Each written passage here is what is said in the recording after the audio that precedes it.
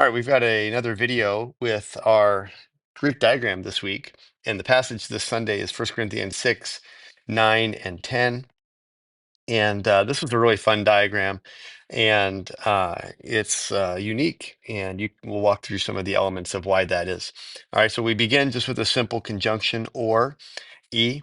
And or do you not know is what Paul is about to ask them. Another rhetorical question, chastising them for their lack of knowledge. And so the subject of this verb, idate, is an implied you, a second person plural pronoun. And since it's implied, we just put an X there indicating that it's not explicitly stated in the verse. It is contained right here at the ending of the verb, idate.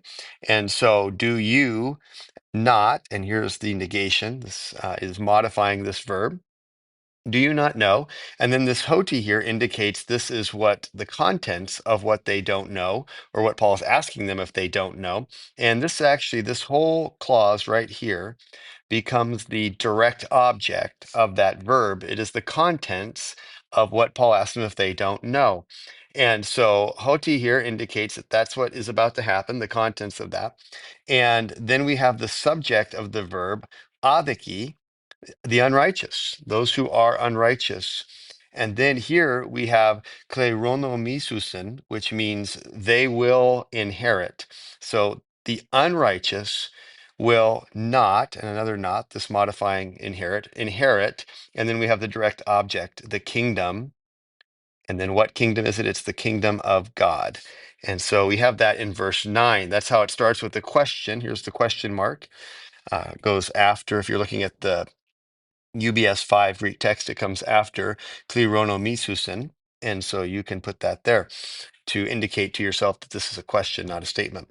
And then he moves on to say, do not be deceived. Very simple, straightforward sentence. And again, the subject here is implied and it is contained in the ending of the verb. So planaste, all right, be deceived, it's a passive verb in the imperative. Do not be deceived. Here's the not here, and you can see because of the mood of this verb, it's going to be a different not than the nots that occurred earlier. This is the negation me. And then we have this incredibly long, complicated subject that takes up the next sentence. It's a very simple sentence. It's essentially exactly the same as this. You can see here is identical wording to that. They will inherit the kingdom of God. But here the subject is complicated. There are 10 aspects to this subject. And so you can see each one of these here. And so it begins with neither nor type of statement. And then here's the neither, the nor, neither porni, sexually immoral, idololatre, idolaters, and so forth. And so we have the list of those who practice wicked things who will not inherit the kingdom of God. But one thing that happens is after the seventh neither nor type of statement, this uta, we get then the final three in the list.